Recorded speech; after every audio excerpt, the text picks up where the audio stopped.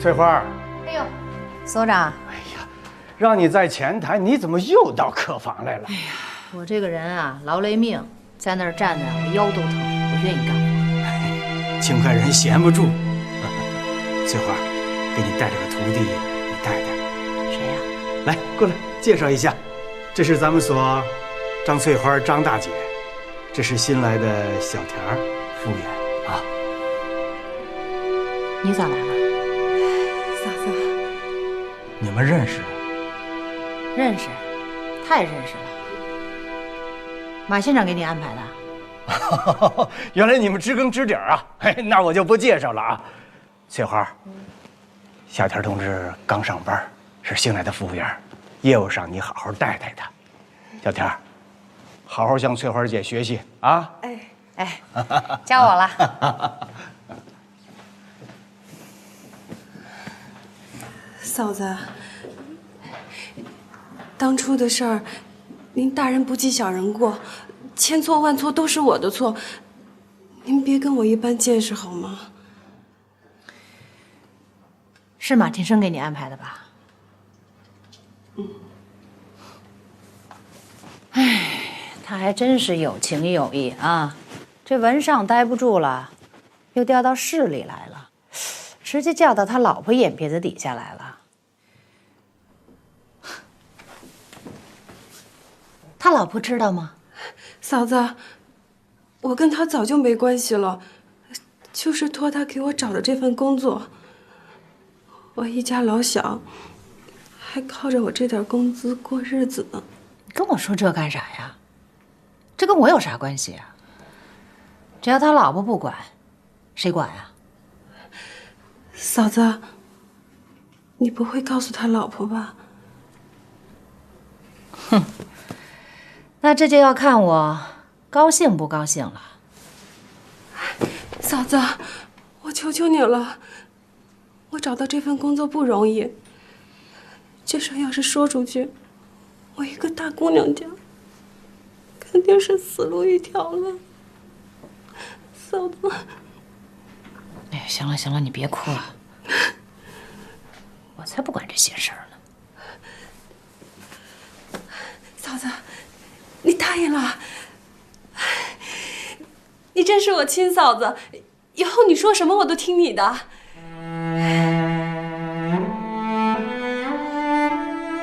不是让我带你吗？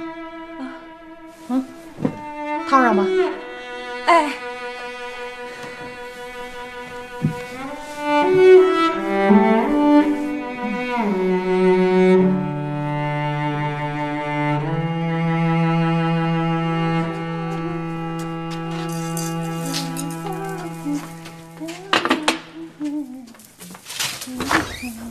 我回来了啊，回来了！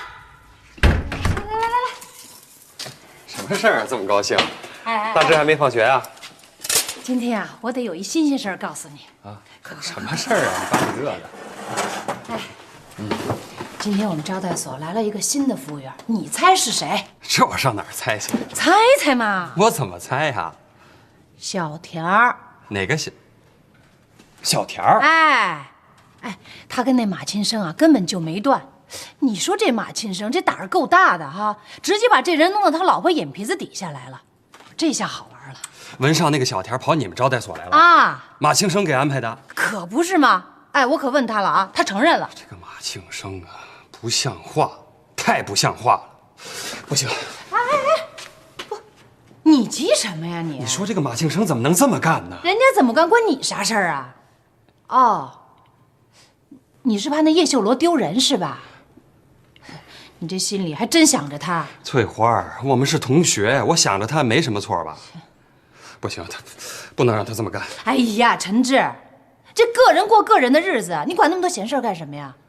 你要是管，那就说明你心里想着他。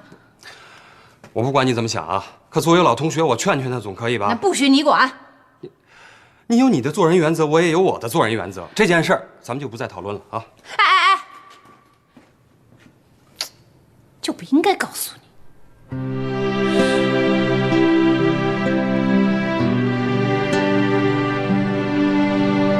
秀罗，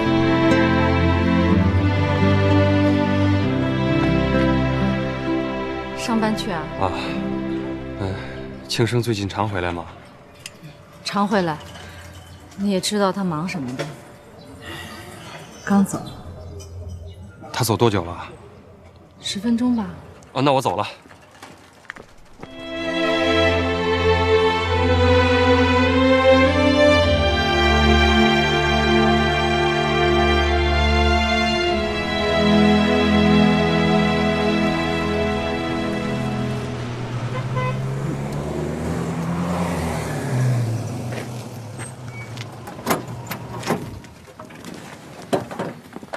陈志，哼，哎呦，一个自行车，一个小汽车，这城里干部跟县里干部就是不一样。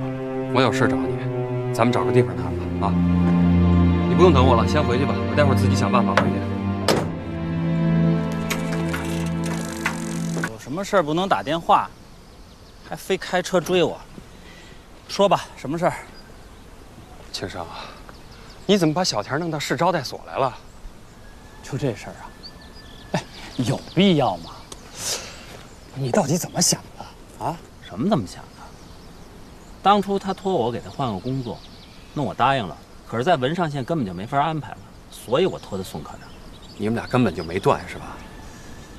是不是没断？这和你有关系吗？可是和秀罗有关系。庆生，你不能这么做。我就知道你还念着秀罗呢。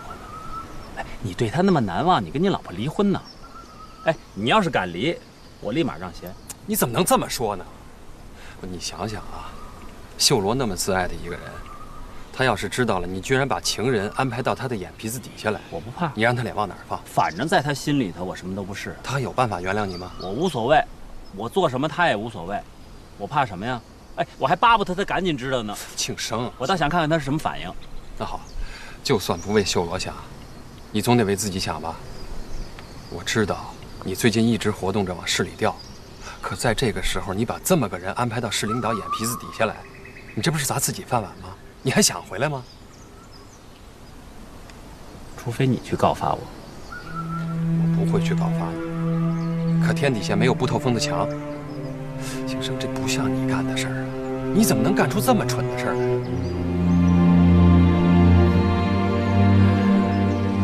你当然不会懂。你说什么？我实话跟你说，其实啊，我那个时候和他断了。可我也是男人，我也需要女人的爱护啊。可秀罗能给我什么？啊，他根本就不在乎我。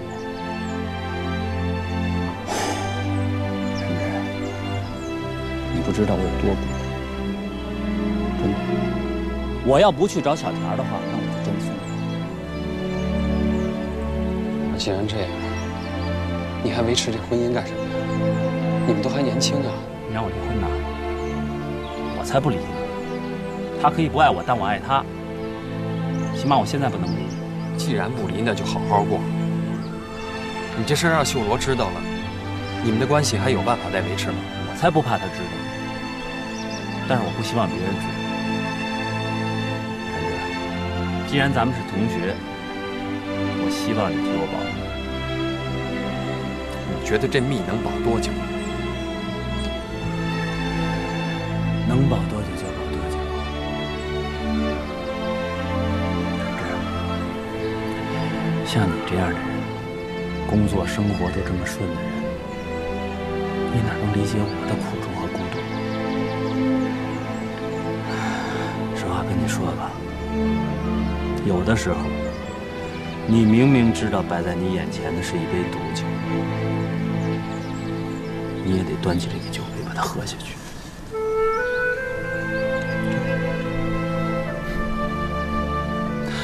好了，吴书记就给我了半天假，我得走了。哎，庆生，庆生，要不要我去王书记那儿帮你说一说？你可怜我，怜悯我。咱们不是同学吗？我不要。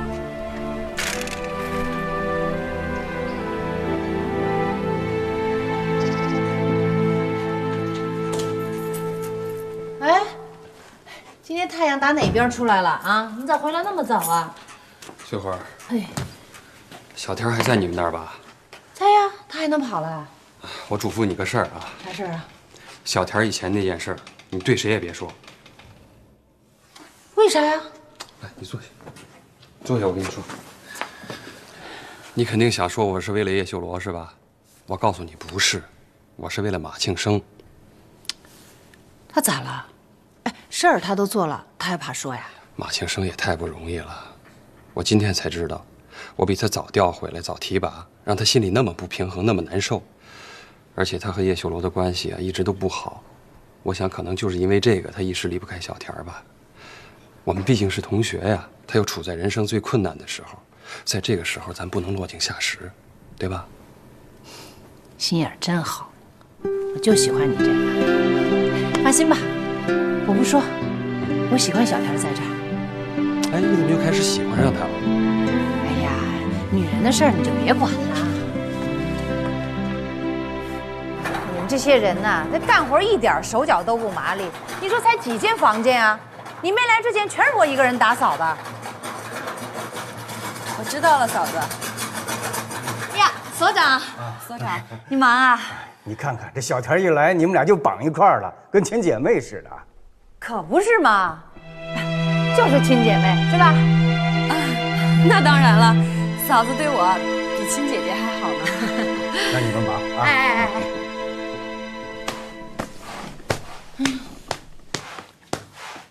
哎，那个角，你看你扫个地，哎呦喂，顺着来呀！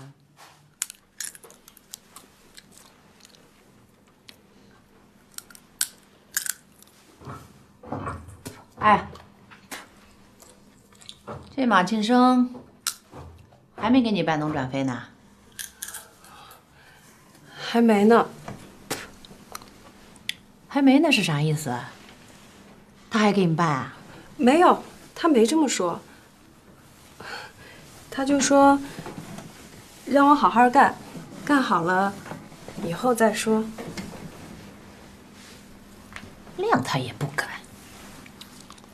你以为办农转非那么容易呢？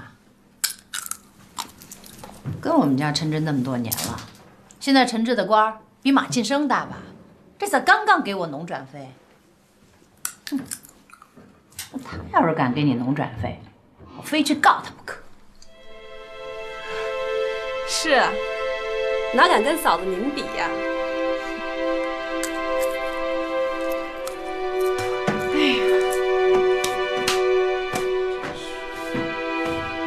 这不干活比干活都累。哎呀，身上起鸡。哎呦，你看你干点活，啊，让人着急。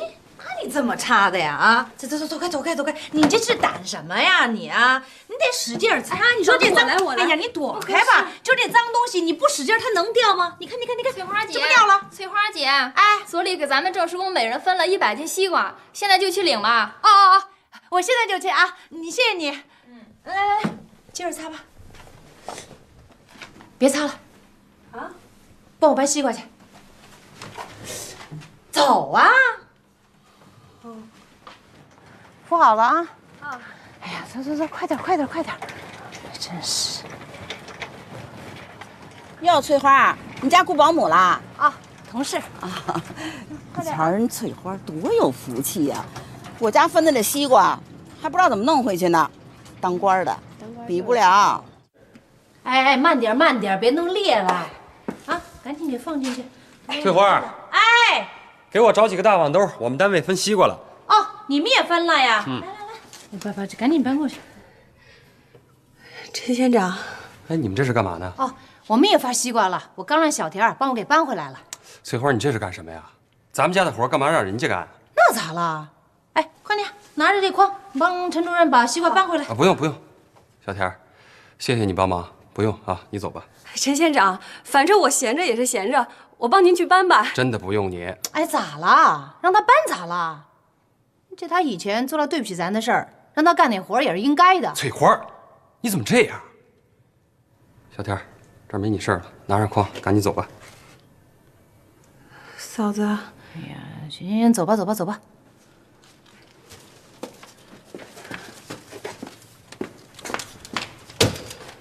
哎，小田，我想跟你说几句话啊。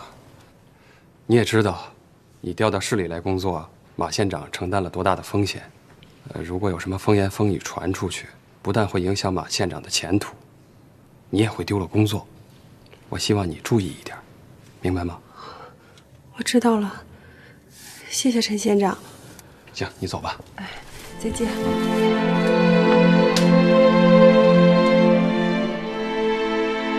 翠花，你像话吗？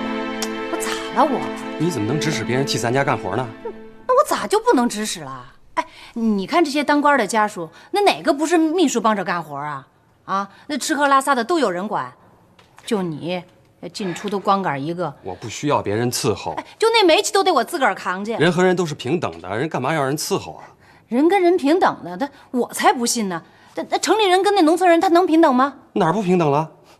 这城里人为啥犯了错都往那农村发呢？哎呀，是社会上还是有一些不公正的现象的，可社会整体不是还在进步吗？那好，说自私一点，小田凭什么给你干活啊？啊，那是因为他有把柄在你手里，你以为他是心甘情愿的呀？他表面上奉承你，心里指不定多恨你呢，说不定这些恨哪天就会爆发出来。就他，我才不怕呢。那我不管你怕不怕啊，以后不许让他帮咱们干活。行，赶紧整网豆，我拉西瓜去。哎，不用去，我去吧。还是我去吧。哎呀，你去什么呀？你去，你一当官的自己扛西瓜，让人笑话吗？甭管了，我去。哎，你不拿东西啊？哎呀，甭管了。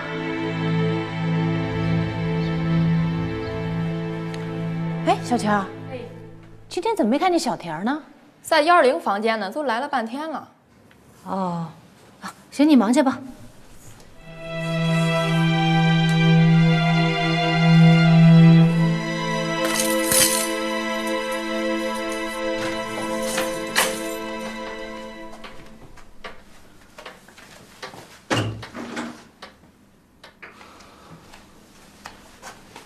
上班时间你不干活，你跑到屋子里干什么来了？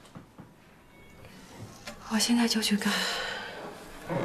哎，这上班都2个小时了啊！你在这屋子里待着，你等谁呢？等谁呢？嫂子，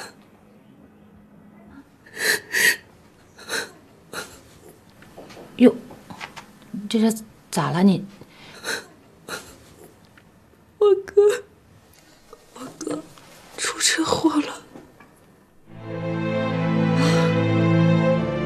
哎呦，他人咋样啊？有事没事啊？现在住在市医院，一条腿都没了。哎呦，天哪！哎呦，这要是腿没了，那以后咋干活啊？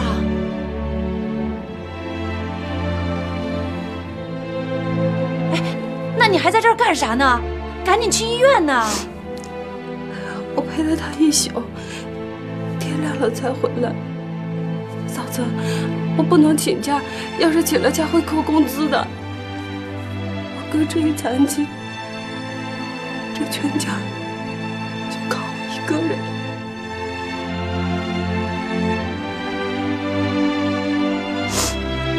真够可恶的，啥事儿都让你摊上了。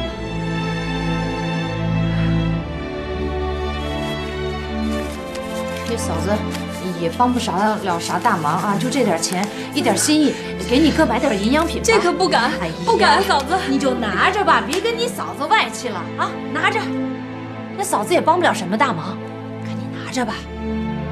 咱农村人不是有句俗话吗？啊，这炕上有病人，地下有仇人，这啥都不怕，那就怕有病。哎，你说你哥那在那医院里躺着，你也没心思干活啊？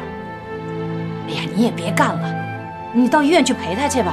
啊，走吧，走吧，走吧，走吧，走吧，走吧，走吧。可是我要是请了假，哎呀，请啥假呀？偷偷的去，嫂子替你掩着。要是落下了活也不行啊。哎呀，不就几间屋子吗？嫂子替你干了啊。哎，对，你嫂子在那医院陪着吧。告诉他啊，让他千万别着急，听见没有？这天塌下来有人顶着呢，那啥日子都是人过的啊。嫂子，您对我的好，我记着呢。哎呀，别说这些了，赶紧走吧，走吧。哎，对，别从前面走，走后面。这周所长啊，你别看他老眼昏花的，盯人盯得紧着呢啊。从后面走啊。谢谢嫂子，快走吧，快走吧。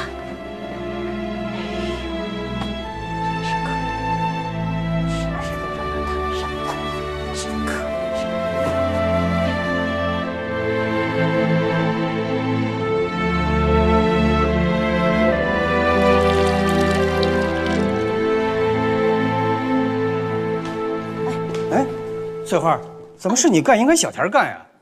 哦，那个我跟小田换了，我不愿意打扫客房，一股烟味儿啊。哎，这楼上客房是不是也归小田管呀？3连让客人反映厕所堵了，我得赶快找他去给人清理一下去。哎，不用找他了，哎，我去就行。我治堵最有经验了，你甭管了，交给我吧。302。哦，302，好好好。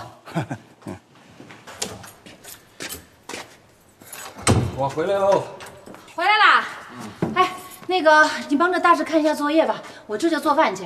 啊，哎，对，快，来，你闻一下我这个，还有味儿没有？没味儿啊？怎么了？哎呀，今天倒霉死了。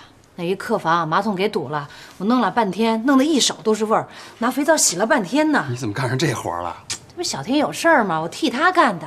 你怎么又替他干上活了？他大哥出车祸了，这腿给锯了一条。哎呀，想想以前那么对他，还真是挺不应该的。哼，我老婆是个好人呐。哎，咱以后啊，就别再说他以前的事儿了。你说想想，他也挺不容易的，是吧？你说一个人到城里来干活，你说为了个工作，身子都给搭进去了。农村人不易。哎，不过翠花啊，你和她搞好关系啊，我不反对。可是这个姑娘不简单，你以后还是得提防着点啊。你说她一小姑娘，我提防她干啥呀？哎，你是没看见她今天哭的那样，特别的惨。她哥现在残废了，家里就靠她一个人。哎呀，反正以后啊，我得对她好点。啊，做饭了啊！好，大志啊。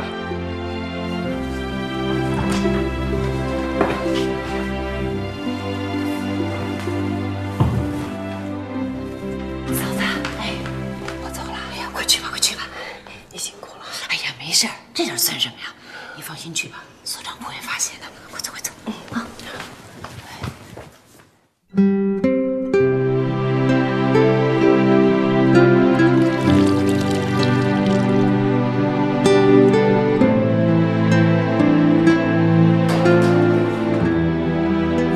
翠花姐，你的电话。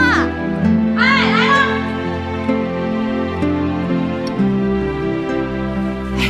谢谢啊。喂，谁啊？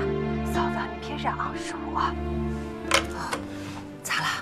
嫂子，求您件事儿呗。我老家突然拉了几口袋花生和大米到城里来，不是想送给大夫吗？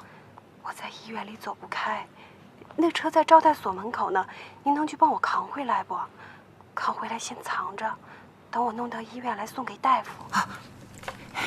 行，我扛回来以后，那我就放在工具间啊。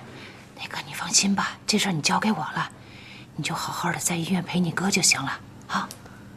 哎，好，那就这样吧啊。哎，再见。谁呀？谁打来的？哦，那个我一亲戚啊。师傅，那个你是帮小田送东西来的是吧？可不是嘛，我这都来了半天了，你咋才出来呀？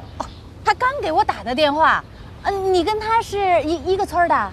不是，俺也不知道他嫂子在哪儿打听到俺要进城，哦，就把东西送我们村去了。哦，你赶紧谢了吧。就这些是吧？对。哎，谢谢你啊，师傅。哎，我谢啊。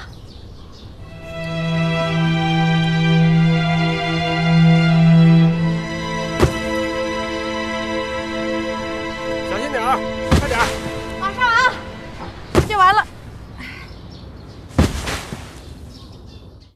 哎呀，大志，你使劲儿点儿你啊！往左边点，往左边点。对。哎呀，你使点劲儿啊，大志。哎呀，行，左边一点。回来了啊，这是怎么了？哎呀，今天帮小天搬东西，把腰给扭了。这不是你指派他干活吗？怎么他又指派上你了？哎呀，他哥那不是住医院了吗？他去照顾他哥去了。哎呀，我这人我就看不得人家受苦。哎呀，我老婆心软呐。大志，你起来，我给你妈揉揉啊。大志，你帮妈揉胳膊。哎，哪儿啊？这儿。对对对。这儿吧。啊。疼吗？还行还行。哎呀。请进。吴书记，马县长啊，来来来，快请坐。祝贺你啊！祝贺我什么？你不是一直想调回滨河吗？现在如愿以偿了。定了。调哪部门啊？为了宣传马克思主义理论，市里成立一个马克思主义理论的讲师团，你呢就调到讲师团，任团长。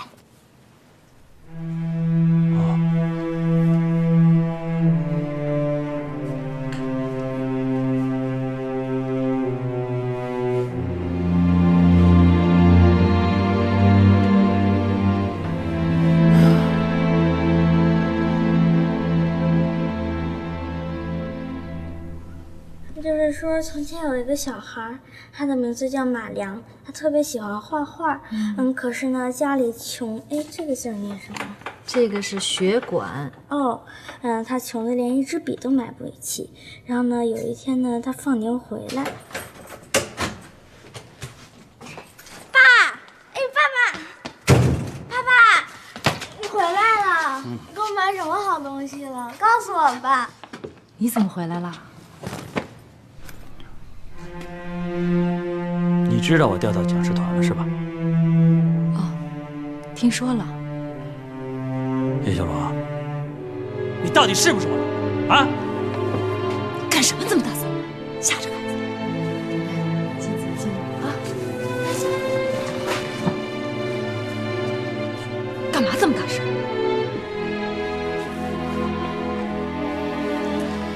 你知道给我安排到这个位置上意味着什么？啊？意味着我的仕途就到头了。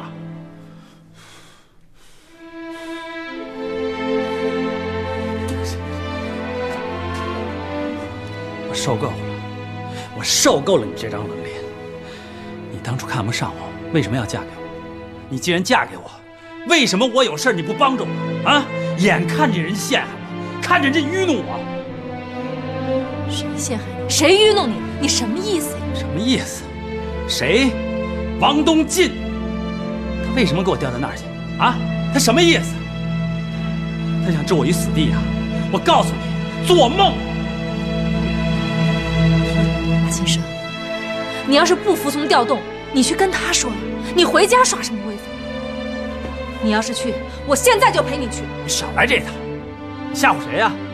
再说，我都到这份了，我怕谁呀？啊？哼，他还能干几年呀？最后的胜利不定是谁呢？哼！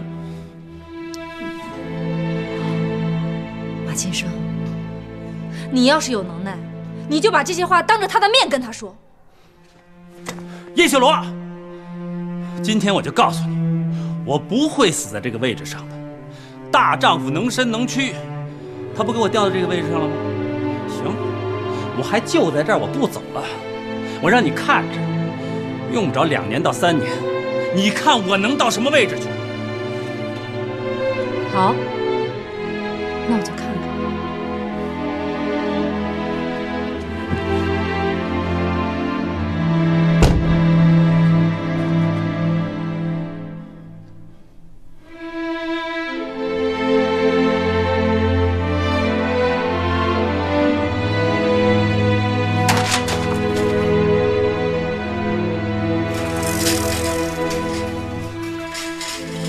马县长已经等您一会儿。王书记，哦，来了啊，回来了，昨天回来的。王书记，谢谢您啊。不用谢。对给你现在安排的工作有什么意见？没有，没有意见。我是一名党员，服从组织安排。王书记，自从那件事以后，我深感自己的政治觉悟、思想水平还有理论水平还很欠缺。现在在这个岗位上，正好有大量时间学习，补充自己。王书记，谢谢你对我的培养。既然回来了，就好好工作，照顾好家庭。还有事吗？没有，我今天来就是向您报道来的。王书记，那祝您身体健康。那我走了。再见。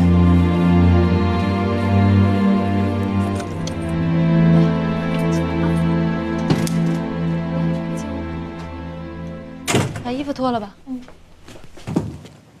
回来了。爸爸。上哪儿去了？哦，去何阿姨家坐了坐。告密去了吧？只有你这种人，才会想出这样的念头。随你怎么说，我都这样了，无所谓。你就是真告密啊，没关系。啊，顺便说一句，从今天起呢，我就住这屋了。分居啊？随你怎么想。你不是不喜欢我碰你吗？既然都这样了，我们干嘛不彻底分开呢？想离婚呢？那可不行，我不想离。为什么？不想离就是不想离。哼，这样咱们各过各的挺好。哦，我困了，我先睡了，晚安。爸爸怎么了？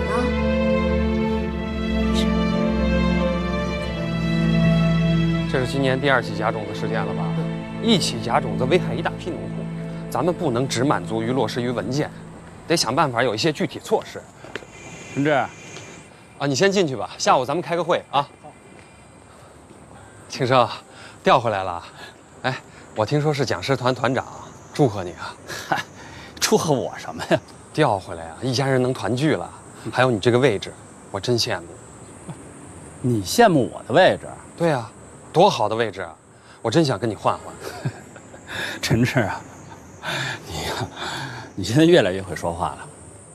哎，我也调回来了，什么时候咱们两家聚聚啊？聚什么呀？嘿，咱们是同学，又是同事，一起去的文上，现在又先后调回来了，还不该聚聚啊？行了，等我安排好了，我通知你啊。哎，庆生，庆生。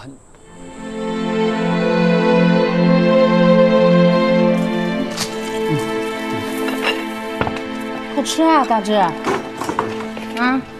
快多吃点啊。哎，我跟我们所长说了啊，这以后啊，就是晚上上班，那白天我也一样上。那是为什么呀？哎呀，省得闲得难受啊。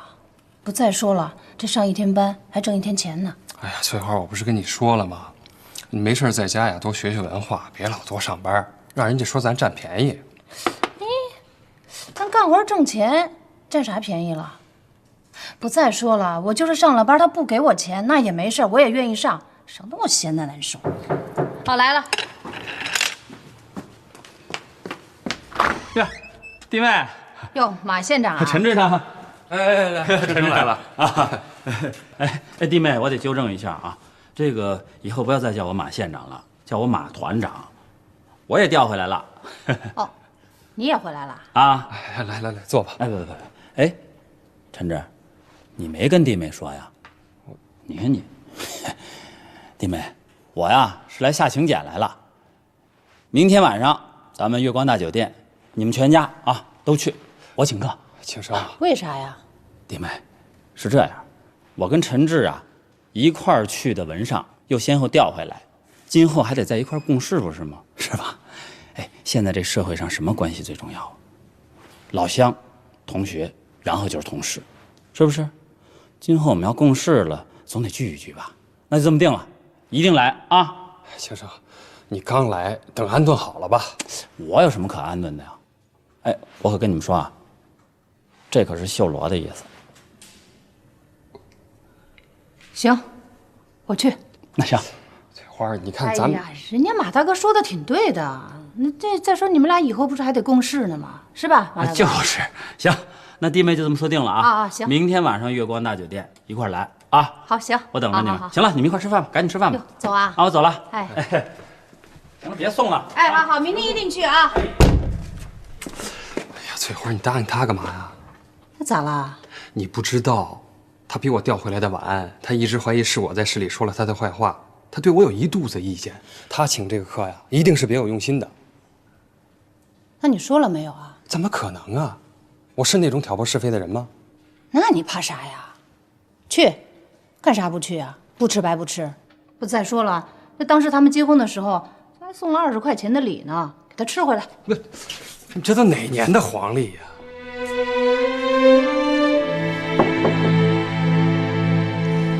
进来吧。爸爸，乖，睡觉，啊，不早了。我跟陈氏说好了，我调回来了，明天下午咱们两家聚一聚啊。去什么呀？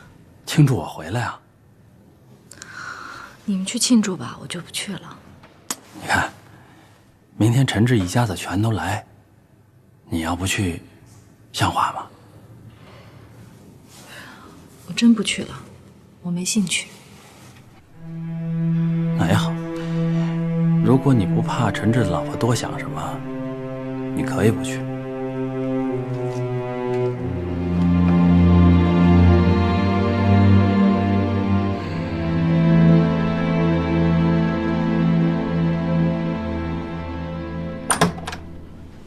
哎，来了。孩子呢？放何阿姨那儿了，所以我在这儿不能待的时间太长。哦，那随你。马金生，念在我们夫妻一场，有件事情我想提醒你一下。什么事儿？翠花对我和陈志之间的关系有所怀疑。怎么可能呢？我和陈志之间的关系你也是清楚的，我希望当着他们夫妻的面，你说话慎重一点，不要让他们再有所误解。当然，没问题。呀，陈志，先生，弟妹，来，坐，赶紧。好。哎，孩子呢？啊，咱们大人聚会，孩子来不合适，太闹腾了。真是不约而同，心有灵犀。秀罗，把孩子送何阿姨那儿去了。哎，是不是觉着孩子在这场合不合适啊？别说这么多了，赶紧坐吧，嫂子。啊，对，来，坐。哎呀，来，哎，咱们就不喝酒了吧？他们俩也不喝，不喝啊？你们也不喝？啊，不喝了吧？你看这，又是心有灵犀，不喝。咱们喝茶吧。来，哎呀，来，翠花，哎，你看哈，我跟庆生啊，我们上学的时候他是班里的班干部。哦，我在文上，他是我的领导。这回在滨河呀，咱们又成同事了，这多好啊！以后啊，咱们两个家庭也得常来常往。是。来，我以茶代酒。来。哦，来，马大哥，来，嫂子。弟妹啊，听见了吧？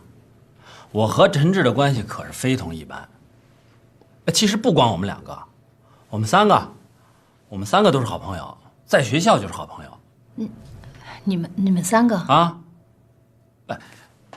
入学的那天我们仨就认识了。那时候我是在学校帮老师啊管报道的事儿，远远的我就看两个人，一男一女，一个就是陈志，一个就是秀罗。陈志帮秀罗提了2个大箱子，嘿，就冲着我过来了。没错，我拎着行李往里走啊，看见一个女孩在前面拎着2大箱子，我就过去帮忙，没想到还是一个班的同学。是，我们仨呀，从那个时候就结下了友谊。哎，那个时候陈志还经常带着秀罗跑学校楼顶上去看星星，是吧？净胡说，哪儿经常了？哎呦，大嘴，不是经常，就有那么几回，陈志，最近好像没看你去看什么星星啊。嫂子，来，赶紧吃饭吧啊！啊，对对对，弟妹，赶紧吃，赶紧吃。哎呀，弟妹啊，你可不知道，陈志啊，当时在我们学校可是红人，我们班好多女生都喜欢他。翠花，你别听他瞎说。那时候庆生是我们班的党支部书记，班里女生喜欢的是他。没错。哎，要说班里啊，是有那么几个女生喜欢我，可我心里啊，只有修罗。弟妹，要我说呀，我这老婆追到手可不容易，真的。现在虽然人是我的了，追到没追到我不知道啊，心在哪儿，真难说。马金生，何阿姨睡得早，我得赶紧去接孩子了。嫂子，对不起了，你们埋怨我，我先走了。哎，秀罗啊，哎，你这菜这样，陈志，你说这怎么了？这是？你应该比我清楚。还坐着干啥呀？人家都走了，你还不走啊？走吧。哎，弟妹，庆生，你这是干什么呀？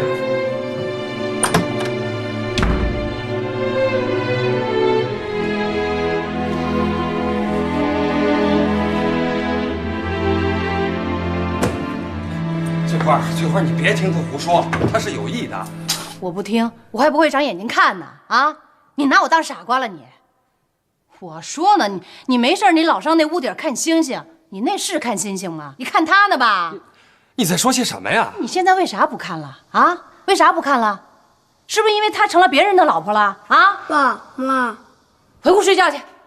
大志，回去，没你事啊，你回去睡觉去。回屋。爸，妈妈怎么了？没事，爸爸妈妈说事呢啊，你回屋吧。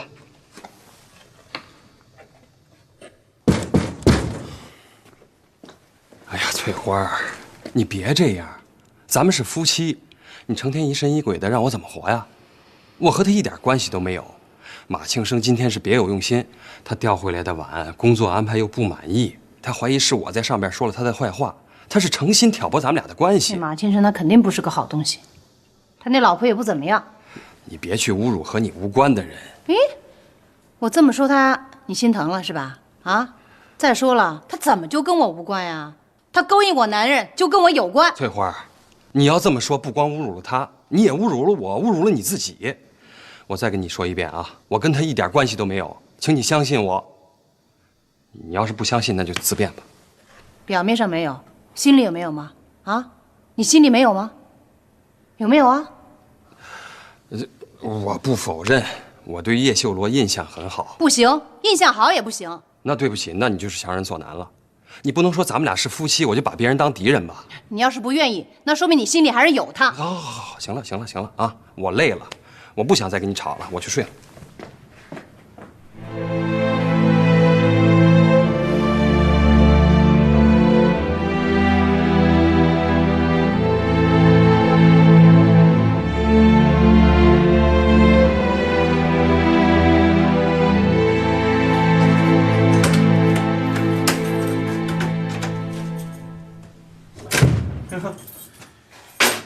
回来的够快的呀。马庆生，你是个小人。哈哈，怎么，戳到你和他的痛处了？你明明知道我跟他没有任何关系，你为什么还要那样说？我再告诉你，王叔叔对你不满意，也跟他没有任何关系。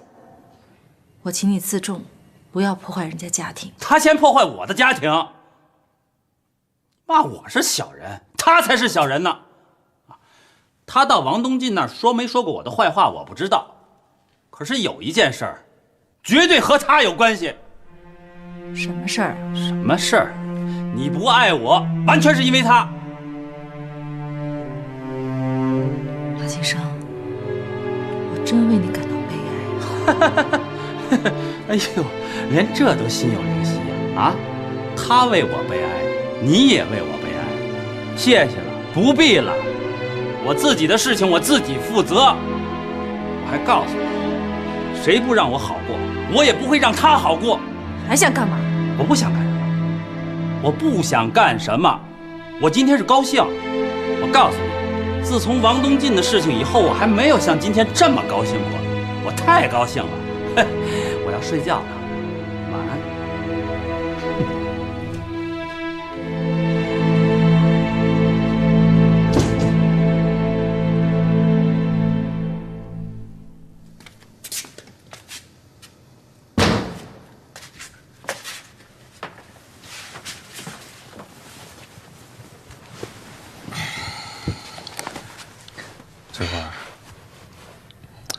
翠花，我希望咱们能好好谈谈。有什么好谈的呀？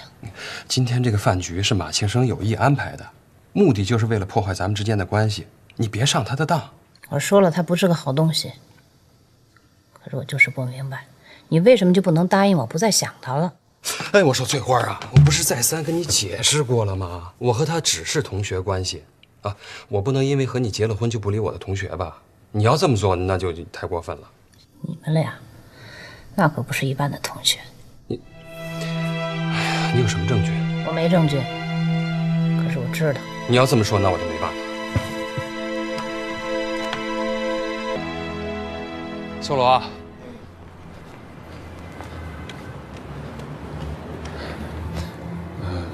那事儿真是对不起。你别说了，应该对不起的是我。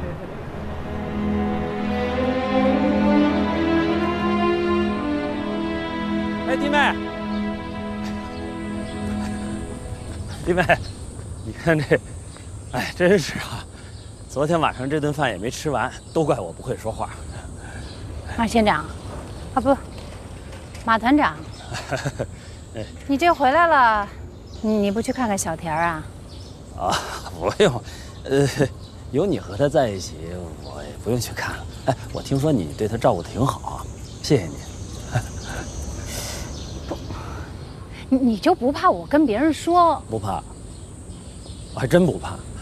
第一呢，我现在和他没关系了；第二啊，就是有，这年头了，男人有个情人算什么呀？是不是？你们家陈志都有，我怕什么呀？行了，我上班去了，再见啊，弟妹。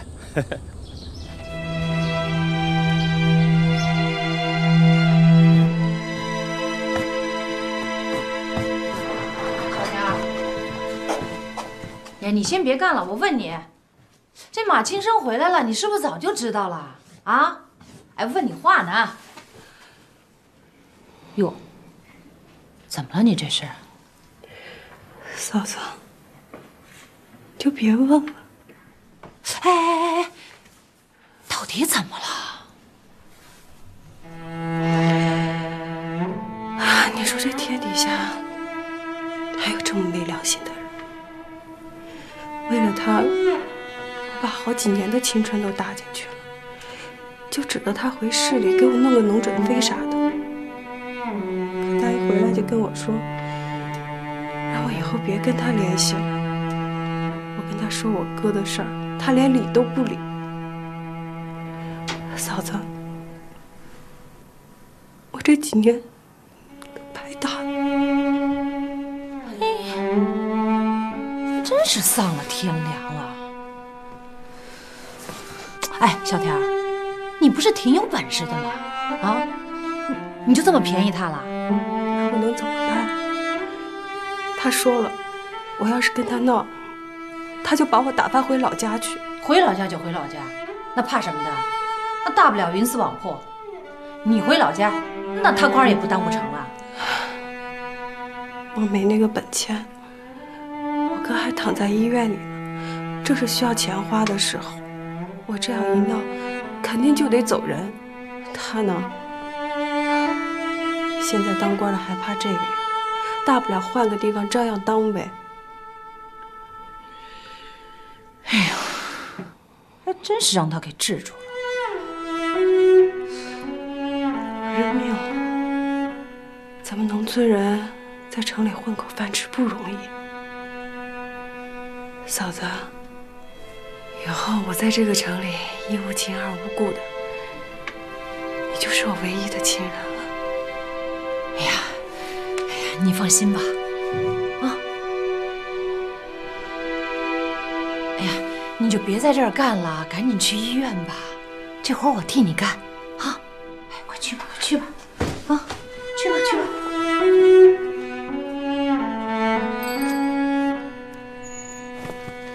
翠花，你把这茶叶和葡萄酒啊，给咱爸带回去啊。哎呀，你说这不回家吧，想家；这要真回啊，还回不起。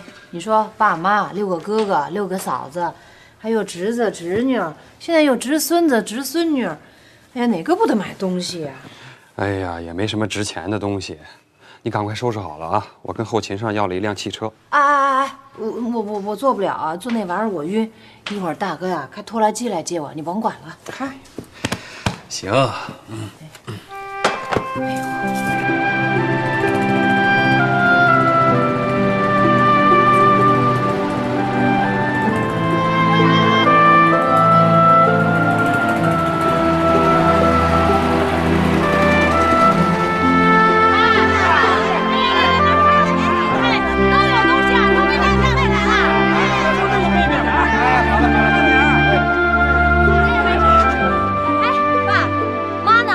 在家杀鸡呢，快走！回家！妈还是回来好啊！你看这哈，回来了，哎，回来了！哎，没事上家坐着去啊！行，好，行。哎，就这个那啥，就那个。哎，你看你这闺女，精神城家就不一样，多好。哎呦爸，你都不知道这城里啊，这东西啊啥都贵。咱村里看着不要钱的东西吧，他那儿都要钱。哎，就说这水吧，咱都是井里打的水，对吧？谁问咱要过钱呀？可在他那儿都要钱。哎，那街根本就不敢上，你上街你就得花老了钱了，根本不敢去。你们这个妹妹在城里生活也不容易啊。可是爸，那话又说回来了，那城里啊，他挣钱也容易，他满地都是钱，那就看你弯不弯腰。真的呀？可不是真的呗。哎，虎哥，你就说我吧，我睡个觉就能挣钱。啊，这什么情况？睡觉也能怎么挣啊？我告诉你啊，就我值的这个夜班哈，白天根本不用上班啊。啥叫值夜班，知道不？白天不上班，晚上就往那床榻室睡上一觉。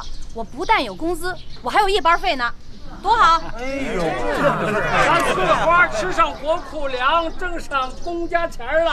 哎呀，孩子，对，没错。妈妹子，哟，三心嫂子，还说吃完饭去找你呢。哟，你来了。你说这我们翠花有今天，多亏你这大媒人。对呀。哎呀，看来就来吧，拿东西干啥呀？这不是说城里什么都花钱吗？这是咱自己的东西，不花钱。来，翠花拿着，带城里去。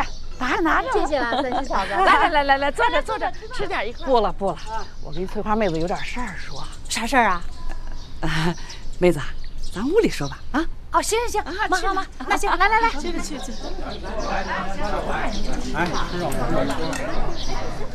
哟，这事儿啊，哎，可是三喜嫂子，陈志他不管工业，他管的是农业呀。妹子，费不了多大事儿，我琢磨着呀，也就一句话的事儿。你说那大侄子吧，怎么着也是个中专毕业吧？现在的中专生哪儿不拿他当个宝啊？可是就他那矿上，一去就让他下井了。哎呀，这陈志是不管工业，可他总认识管工业的人吧？让陈志跟他们说，把你大侄子调上井来不就行了吗？行，那我回去跟他说呗。哎呦，那就谢谢妹妹了啊！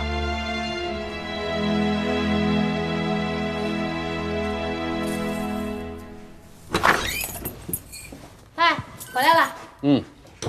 嚯，你这是回家搜刮去了啊？你看怎么弄回来的？还是大哥用拖拉机给我送回来的。你看这些啊，都是新鲜的。哎，你看这鸡蛋，这刚下的，那三喜嫂子给送家里去的。好东西，好东西。哎，那个有个事儿我得跟你说。啊，什么事儿？这事儿你答应了？那我不答应咋办呀？人家三喜嫂子把鸡蛋都送家来了。可是我不管工业呀。我也是这么跟她说的。可是人三喜嫂子说了，你不管工业，可是你认识管工业的人啊。不，再说这事儿也不大，不就是一句话的事儿吗？啊，你看这全村就你官儿最大，你说这问都不问一句就给人拒绝了，这也不大合适是吧？人都求到咱脸上了。再说了，咱俩这媒也是人三喜嫂子给说的，要没有她，也没有咱这家呀，是吗？今天的会就到这里，散会。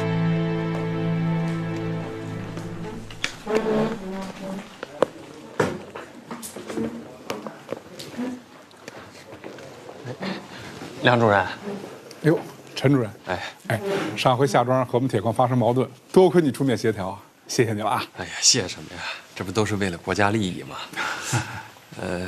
梁主任最近身体还好吧？你老弟什么时候关心起我的身体来了？有事儿啊？是有点事儿。哦，走，咱们找个地方说。哎，好。陈主任，什么事儿这么神神秘秘的？梁主任，真是不好意思。有什么事儿你就说，咱们俩之间还客气什么？是这么件事儿。我老家有个亲戚，儿子呢中专毕业，分到咱们姚庄煤矿工作，矿上呢让他下井，可是家里人想不通啊，觉得中专生应该是干部，怎么能下井呢？就让我帮着问一声，到底是怎么回事，看看什么时候能调井上来。哦，不就是从井下调上来吗？不是，我就是帮着问一声。这中专生啊，下井锻炼是应该的。您看，您要是方便的话，您就行。回头啊，我给你问问。哎，他叫什么？等问完了，我给你回话。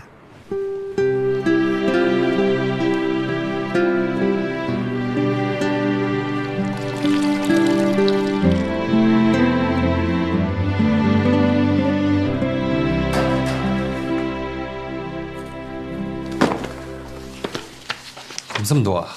您不是下了3天乡吗？哦，放这儿了。您看一下，这些文件是需要您马上处理的。好，知道了。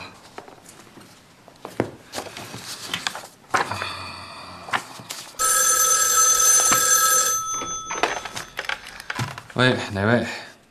哦，梁主任。什么？真的？梁主任是这么跟我说的。哎呀，真是太好了！哎，一句话就给办成了。翠花，你千万别这么说，这事让我很为难。你说，如果是让中专生下井锻炼，那肯定不止他一个。凭什么别人还在井下，他就能上来呀？咱这不是以权谋私吗？这种事儿以后可不行了。哦，知道了。哎，星期天我就回去啊。哎呀，你说三喜嫂子要知道这事儿，那还不得高兴死啊？这种事儿啊，那要搁在咱们，那就是大事儿；搁陈志那儿，那就是一句话的事儿啊。就那梁主任，酒没喝一口，烟也没抽一颗，这事儿就给办成了。咋了？啊？你是说三喜家那大小子，就因为陈志打个招呼就坐上办公室了？啊？啥意思啊？你说啥意思啊？啊？你这看不出来啊？你是谁家闺女啊？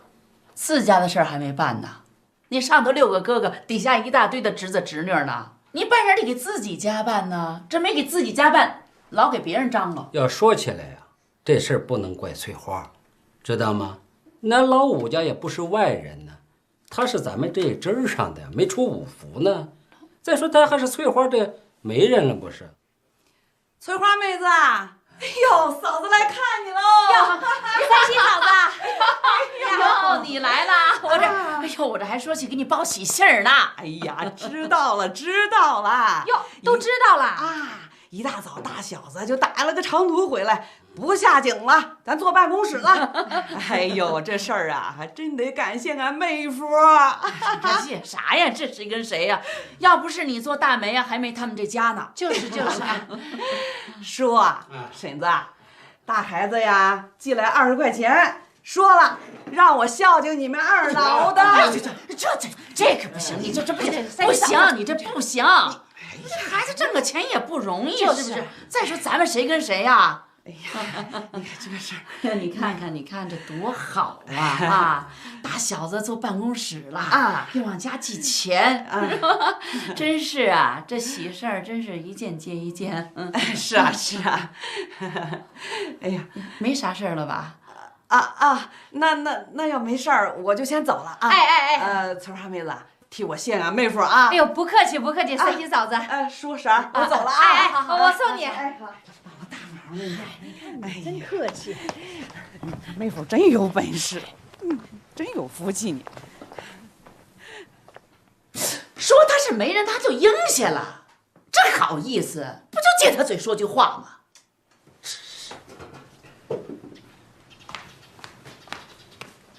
回家。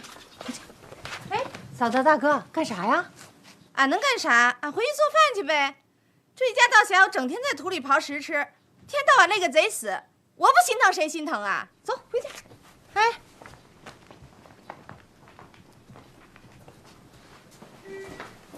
爸，那他咋了，嫂子？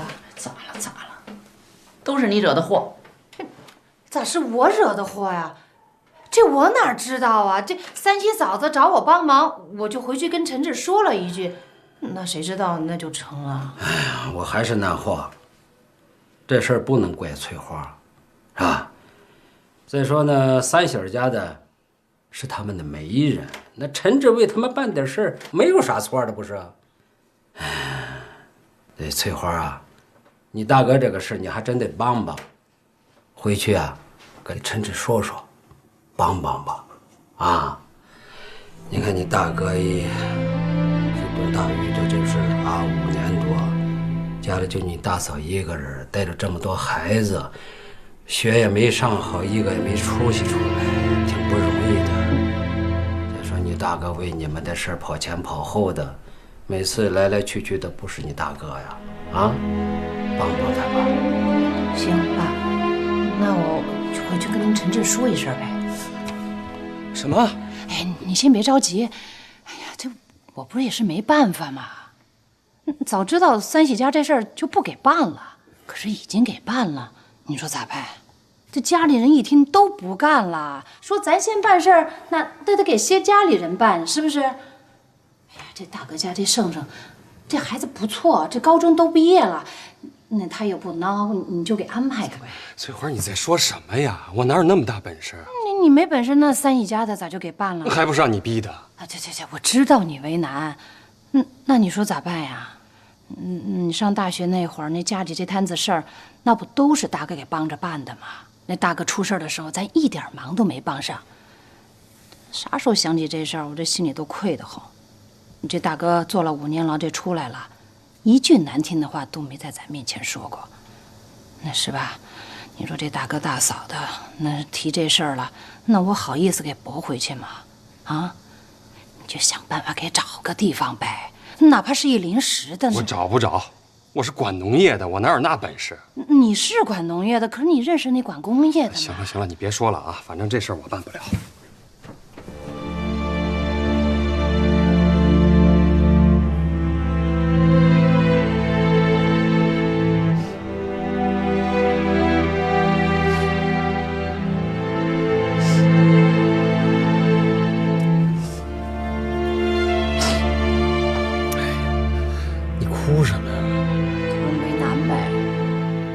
一边是你，一边是家里。你说我要有本事，我哪能求你呀？哎呀，行了，大半夜的别哭了啊！行了。